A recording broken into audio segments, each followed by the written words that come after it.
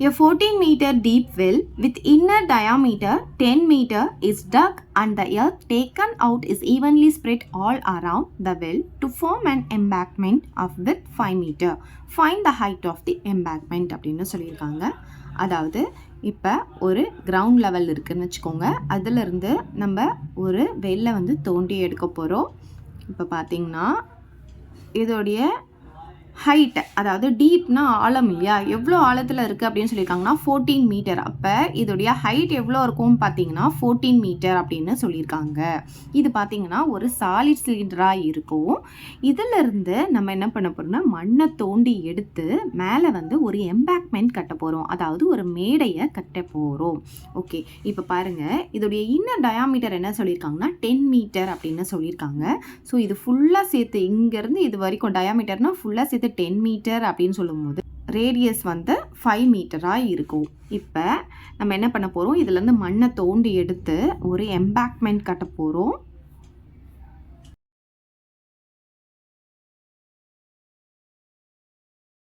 நமக்கு இங்கே inner radius வந்து எவ்வளோ இருக்குன்னு பார்த்தீங்கன்னா 5 மீட்டர். அப்போ இதுவும் நமக்கு வந்து இன்னர் ரேடியஸ் எவ்வளோ இருக்குன்னு பார்த்தீங்கன்னா 5 மீட்டராக தான் இருக்கும். ஓகே, இப்போ நெக்ஸ்ட் நமக்கு என்ன கொடுத்துருக்காங்கன்னா அதோடைய வித்து, அந்த எம்பேக்மெண்ட்டோடைய வித்து வந்து 5 மீட்டர்னு சொல்லியிருக்காங்க. வித்துன்னா அகலம் இல்லையா, ஸோ இதுதான் அதோடைய அகலம். இது எவ்வளோன்னு சொல்லியிருக்காங்கன்னு பார்த்தீங்கன்னா 5 மீட்டர் அப்படின்னு சொல்லியிருக்காங்க. இங்கேருந்து இது வரைக்கும் இருக்கிறது அகலம், அது வந்து ஒரு 5 மீட்டர் சொல்லியிருக்காங்க. அப்போ இங்கேருந்து இந்த வெளியே இருக்கிற இந்த ரேடியஸ், அதாவது அவுட்டர் ரேடியஸ் எவ்வளோவா இருக்கும்னா 5 + 5 10 மீட்டராக இருக்கும். இது கேபிட்டல் ஆர் அப்படின்னு சொல்லுவோம். இந்த இன்னர் ரேடியஸை வந்து நம்ம ஸ்மால் ஆர் அப்படின்னு சொல்லுவோம். இது எம்பேக்மெண்ட்டுக்கு. சரி, இப்போ பார்த்தீங்கன்னா இது வந்து நமக்கு ஒரு சாலிட் சிலிண்டராக இருந்தது. இது வந்து நமக்கு ஒரு ஹாலோ சிலிண்டராக இருக்கும். ஏன்னா உள்ளே வந்து நமக்கு இந்த இடத்துல எம்டி ஸ்பேஸாக இருக்கும், அதனால இது ஹாலோ சிலிண்டர். இது வந்து நமக்கு சாலிட் சிலிண்டர். அப்போ இதோடைய வால்யூமும் எப்படி இருக்கும்னா ஈக்குவலாக இருக்கும். ஸோ ஃபர்ஸ்ட் நம்ம சிலிண்டருக்கு எழுதிக்கலாம், அப்புறம் ஹாலோ சிலிண்டருக்கு மெஷர்மெண்ட் எடுத்து எழுதிக்கலாம்.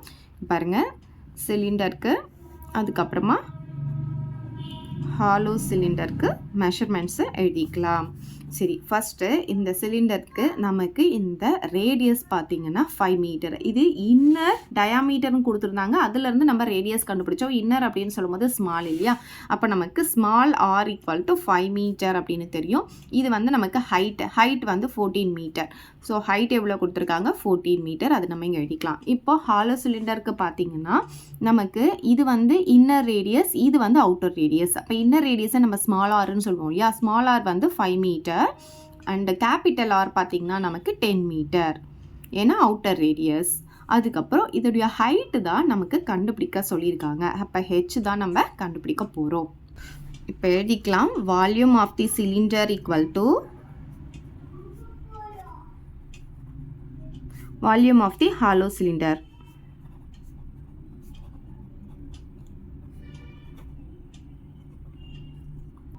Volume of the cylinder formula பார்த்தீங்கன்னா πr²h.